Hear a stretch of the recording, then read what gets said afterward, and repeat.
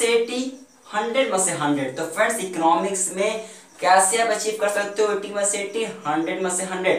तो फ्रेंड इसका तरीका है कि अपना आंसर्स का प्रेजेंटेशन सबसे अच्छा होना चाहिए। तो जी हाँ फ्रेंड, सबसे इंपॉर्टेंट होता है इकोनॉमिक्स के पेपर में कि आप अपने आंसर्स को कैसे प्रेजेंट करते हो एग्जामिनर के सामने, क्योंकि लिखा हुआ आपका आंसर इकोनॉमिक्स का लैंग्वेज की एसे की तरह नहीं होना चाहिए, लिखा हुआ आपका आंसर हिस्ट्री की तरह नहीं होना चाहिए। आपका आंसर क्या होना चाहिए, कैसे आपको आंसर लिखना है, कैसे ग्राफ बनाना है, कितना ग्राफ होना चाहिए कि आपको फुल आउट ऑफ फुल मिल जाए। तो बात आज इसी पे करेंगे फ्रेंड्स। तो friends myself Aditya Pratap Singh and we are watching Aditya commerce, a complete education channel. Students अगर आप चैनल पर नए हो तो चैनल को सब्सक्राइब कर लिए, क्योंकि चैनल आप लोग के लिए हमेशा इंपॉर्टेंट एंड यूजफुल वीडियोस लाते रहते हैं।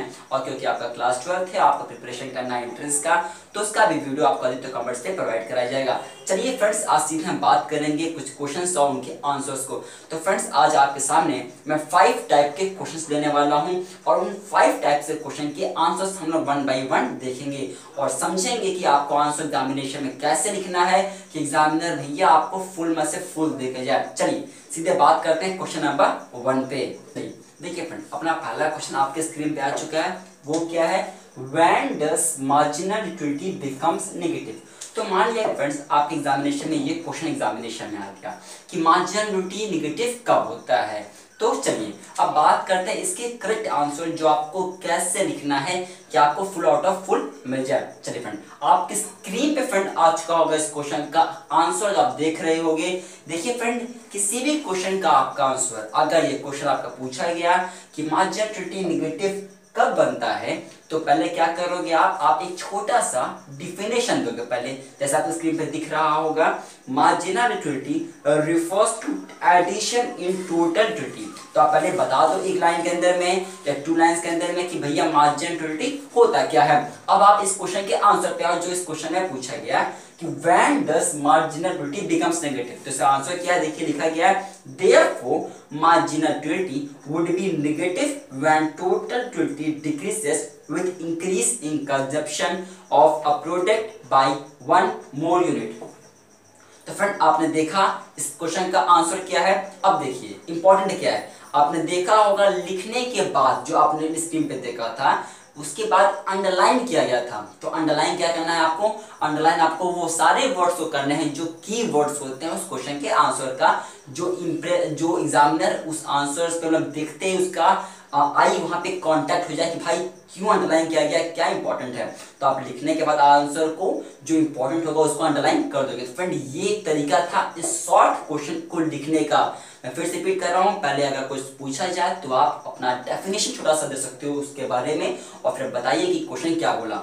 ये क्वेश्चन का एंड नहीं है फ्रेंड। अब आते हैं इसी क्वेश्चन में मैं आपको बताने वाला हूं, अगर ये क्वेश्चन आपका 3 मार्क्स या 4 मार्क्स में पूछ दिया गया या 5 मार्क्स में पूछ दिया गया तो क्या करोगे आप? अब आपके स्क्रीन पर दिख रहा होगा फ्रेंड एक ग्राफ आ गया होगा। तो फ्रेंड अब आपको इस ग्राफ को भी बनाना है। जी हाँ फ्रेंड, आप कोशिश करिएगा अपने इकोनॉमिक्स के पेपर में कि जितना ज्यादा हो सकेगा ग्राफ बनाइएगा। ऐसा ना हो कि आप ग्राफ छोड़ दो, ग्राफ बनाना बहुत ही फ्रेंड इंपॉर्टेंट है। अब देखिएगा फ्रेंड इंपॉर्टेंट क्या है, आपने ग्राफ बनाया। अब ग्राफ आपका इतना छोटा भी नहीं होना चाहिए, ना आपका ग्राफ पूरा एक पेज का होना चाहिए। ग्राफ की साइज क्या होनी चाहिए? ग्राफ की साइज इतनी होनी चाहिए जो एक अच्छी लगती हो।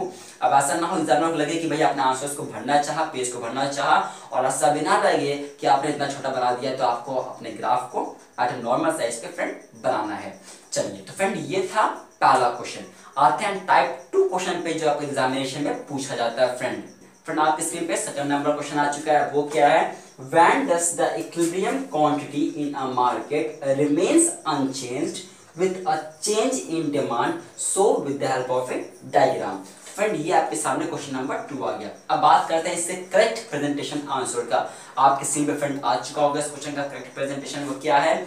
सबसे ऊपर आप बताओगे कि भैया जो क्वेश्चन था उसी से स्टार्ट करो अपने आंसर को। क्या लिखे? The equilibrium quantity in a market remains unchanged with a change in demand when. अब देखिए फ्रेंड ये इंपॉर्टेंट था ना कि भाई ये कब होता है? तो ये तब होता है जब supply curve is perfectly inelastic. बताया मैंने आपको, अपने आंसर्स को लिखिए और फिर जो इंपॉर्टेंट यही था तो आपने इसको अंडरलाइन कर दिया।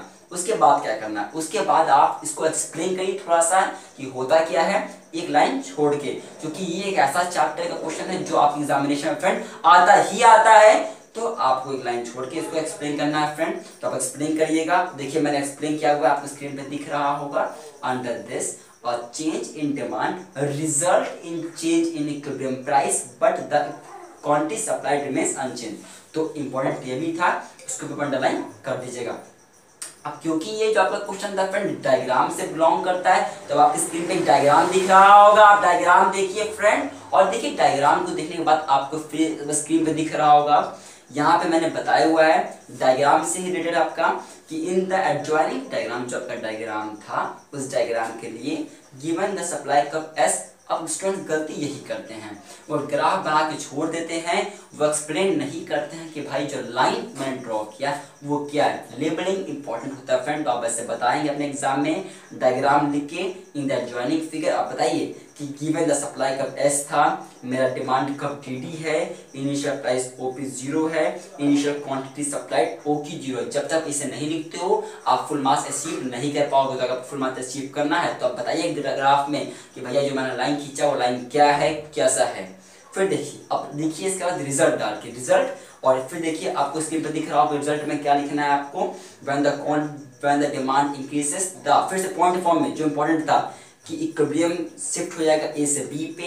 इसका मतलब क्या होता है, दो चीजें, पहला वो प्राइस बढ़ेगा OP1 पे आ जाएगा, और दूसरा आपका इक्विलिब्रियम क्वांटिटी आपका वहीं पर आ जाएगा। तो फ्रेंड्स आपने देखा इस क्वेश्चन का प्रेजेंटेशन कैसा था, तो आपको ऐसे इस क्वेश्चन को प्रेजेंट करना है कि आपको फुल मार्क्स अचीव हो जाए।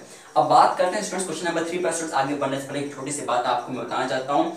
हम लोगों ने स्ट्रेटजी बनाया था अपने बिजनेस स्टडीज के पेपर के बाद से कि कैसे 10 दिनों के अंदर हम लोग पूरी अपने इकोनॉमिक्स को कंप्लीट कर देंगे। अगर आपने नहीं देखा तो देख सकते हैं, हम लोगों ने बनाया हुआ है स्ट्रेटजी अपना, और आप लोग के लिए आने वाली वीडियोस के अंदर में हम लोग 20 most important expected questions macro economics से डिस्कस करने वाले हैं।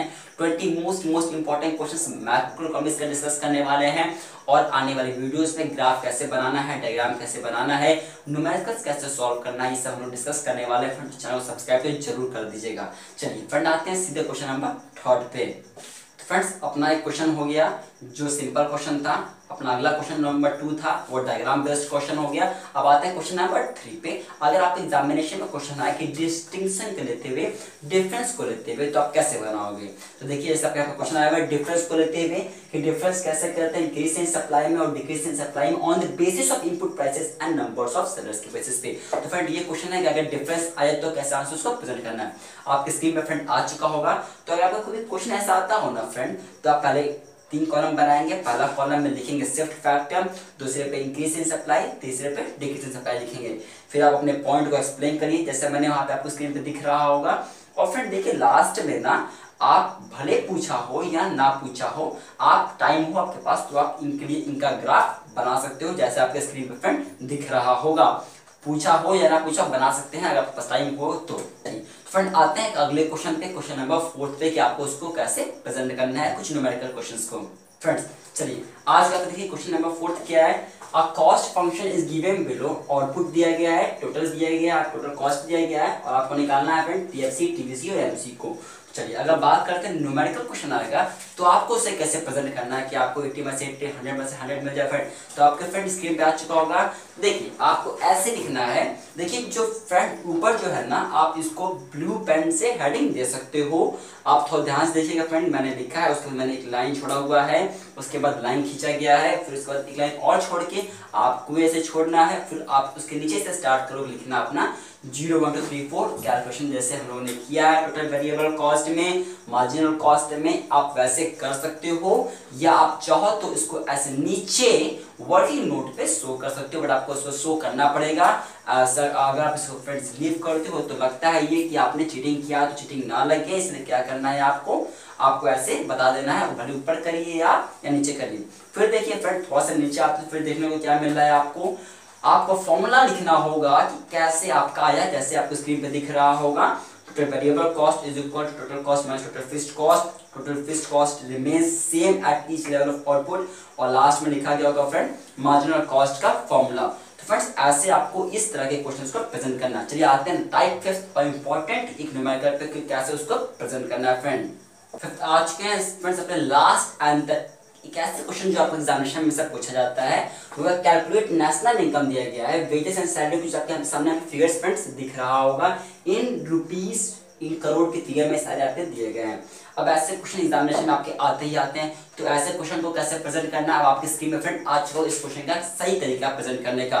तो देखिए फ्रेंड आप लिख सकते हो national income is equal to 1 + 2 + 3 + 4 + 5 + 6 + 7 + 8 आप ऐसे लिख सकते हो। और अगर फ्रेंड आपके पास टाइम अवेलेबल हो, अगर टाइम अवेलेबल हो तो आप इसे और इलोबरेट कर सकते हो, जैसे मैंने किया हुआ आपकी स्क्रीन पे सामने, wages and salary plus rent plus interest plus so on. आप ऐसे वर्क कर सकते हो, सब आप लिख सकते हो।